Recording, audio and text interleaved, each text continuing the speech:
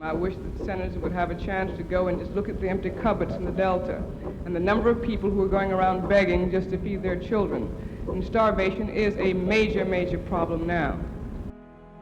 I was called to testify in Washington.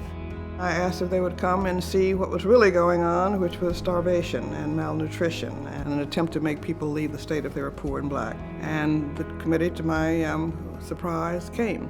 But Robert Kennedy came with them, and he brought the press for the first time. I think, of course, Mr. Chairman, that this is a reflection on all of us in the country of 1967 and the most prosperous country in the world. That we would think that all of us would be able to provide for some of our citizens living in this part of the country. The Children's Defense Fund is the grandchild of the Poor People's Campaign that Dr. Martin Luther King and Robert Kennedy started before they were assassinated, and I was blessed to be the policy director for that Poor People's Campaign to continue the work and the dream and the vision of Dr. King to end poverty in America. I first heard of Marian back in 1960 when she was a student in Atlanta. And people would say, "Ask Marian, get in touch with Marian." She emerged as a leader, brave, courageous, just smart, real smart. She wanted to do something not just about civil rights, but about children, all children.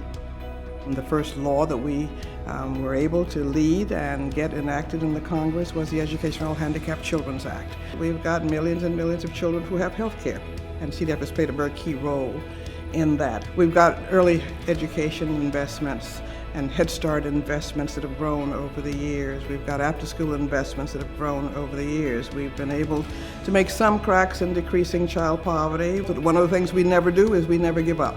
And I'm always reminding myself of Dr. King when he said that you must keep moving forward, that if you can't fly, you gotta drive. If you can't drive, you gotta run. If you can't run, you gotta walk. And if you can't walk, you gotta crawl. We are not going to go backwards, we're gonna go forward and finish the job of the civil rights movement. I don't know what a country would be like without the Children's Defense Fund. If Martin Luther King Jr. could come back and see what Marian Wright Edelman is doing, he would be very proud.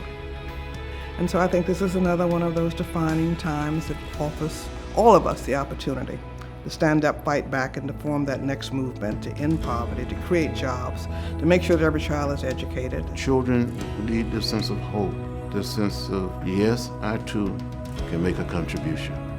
Yes, I am somebody, and I'm going to do my best.